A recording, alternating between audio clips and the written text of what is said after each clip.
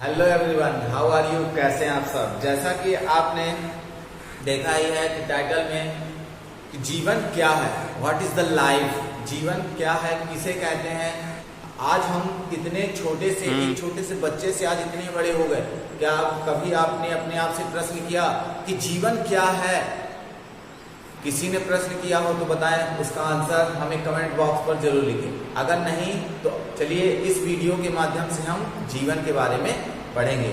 और आपसे मैं यह भी कहना चाहूँगा, अगर आप लोगों ने अभी तक हमारे चैनल को सब्सक्राइब नहीं किया तो चैनल को सब्सक्राइब कर लें, जिससे कि जैसे कि कोई भी हम वीडियो डालते हैं तो उसका नोटिफिकेशन आपको सबसे पहले मिल जाए। तो आइए स्टार्ट करते हैं। जैसा कि हमने टाइटल में ही पढ़ा है कि जीवन क्या है, तो इसके बारे में जानते हैं कि जीवन क्या है।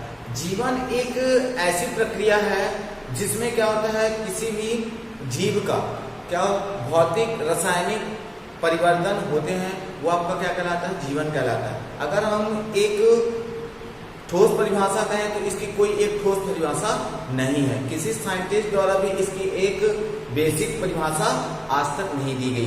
तो अर्थात अगर हम कहें किसी भी लिविंग ऑर्गन्स के लिए, लिविंग ऑर्गन्स आपका जैसे कोई भी जीवित जीव है, किसी भी जीवित जीव के किसमें होना, उसके सारे शारीरिक परिवर्तन, भौतिक तथा रासायनिक प्रक्रियाओं के परस्पर संबंध को हम क्या कहते हैं? जीवन कहते हैं। अब चूंकि हमने जैसे पढ़ा है कि जीवन की उत्पत्ति, यह आज भी एक प्रश्न है कि जीवन की उत्पत्ति कैसे हुई, कहाँ हुई, क्यों हुई, कैसे हुई, ये आज भी एक प्रश्न है। इसके बारे में आज भी साइंटिस्ट को नहीं जानकारी। फिर भी कुछ आपके जैसे ओपेरिन थ्योरी हो गई, आपकी बिग बैंग थ्योरी हो गई, इन थ्योरियों के माध्यम से कुछ प्रूव किया जाता है कि आपके जीवन का विकास कैसे हुआ होगा। तो अगर हम आपकी बिग बैंग थ्योरी के अकॉर्डिंग पढ़ें या ओपेरिन के आधार पर पढ़ें, आपके लीनियस के आधार पर, पाउलिंग के आधार पर, ये कुछ साइंटिस्ट थे जिन्होंने जीवन की व्याख्या की है और जीवन संबंधी परिभाषाएं दी हैं। तो जैसा ही इन्होंने बताया है कि जीवन की उत्पत्ति किससे हुई है? पानी से हुई। अर्थात पानी में कैसे हुई, ये भी एक प्रश्न उठता है। तो पानी में क्या हुआ, जैसे हमारी पृथ्वी एक दहकती गोले के समान थी, क्या थी? दहकती, जो कि कहा जाता है कि हमारे पृथ्वी का निर्माण क्या हुआ है? एक हीलियम नामक पदार्थ से हुआ है। किससे हुआ है? हीलियम नामक पदार्थ से, जिसमें अचानक विस्फोट हुआ। विस्फोट होने के उसके छोटे छोटे टुकड़े हो गए और छोटे छोटे टुकड़े होने के बाद उनमें संघनन की प्रोसेस हुई। कौन सी क्रिया हुई? संघनन की, जिससे मॉलिक्यूल्स आपस में जुड़ करके एक पिंड का निर्माण करते हैं।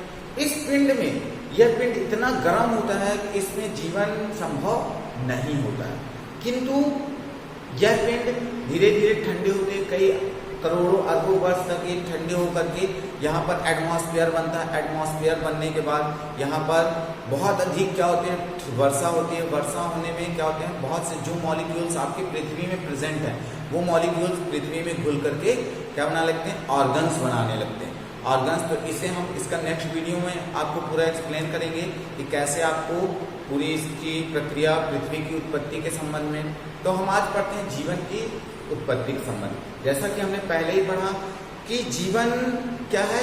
एक भौतिक तथा रासायनिक प्रक्रियाओं का परस्पर संबंध की प्रक्रिया को हम क्या कहते हैं? जीवन कहते हैं, जिसमें जीव क्या लेता है? जन्म लेता है और मृत्यु अवस्था होती है। तो जैसे इसमें हमने पढ़ा है कि जीवन की कितनी अवस्थाएं होती हैं? 4 अवस्थाएं होती हैं। कितनी अवस्थाएं होती हैं? 4 अवस्थाएं। कौन कौन सी?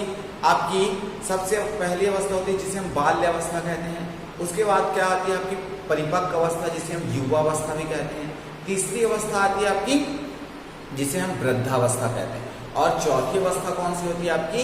जिसे हम आपका मृत्यु अवस्था कहते हैं। ये आपकी जीवन की 4 अवस्थाएं होती हैं, जिसमें आपकी वृद्धावस्था, जिसे हम क्या कहते हैं? जीर्णता भी कहते हैं। क्या कहते हैं? जीर्णता। इसे काल प्रभावन भी कहा जाता है। क्या कहा जाता है?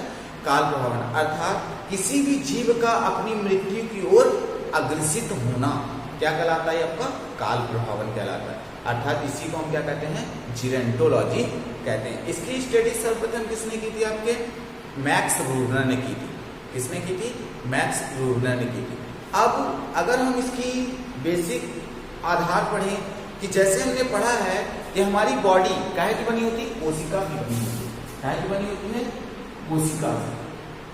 कहाँ से बनती है? कोशिका से। अब कोशिका की बात करें, क्योंकि हमको जानना है कि जीवन की उत्पत्ति कैसे हुई, कैसे इसका डेवलपमेंट हुआ। तो कोशिका आपकी काहे की बनी होती है? प्रोटीनों की बनी होती है। काहे की बनी होती है? प्रोटीन की। और प्रोटीन किससे बने होते हैं? आपके एमिनो अम्ल से बने होते हैं। काहे से बने होते हैं? CH3 single bond COONH2।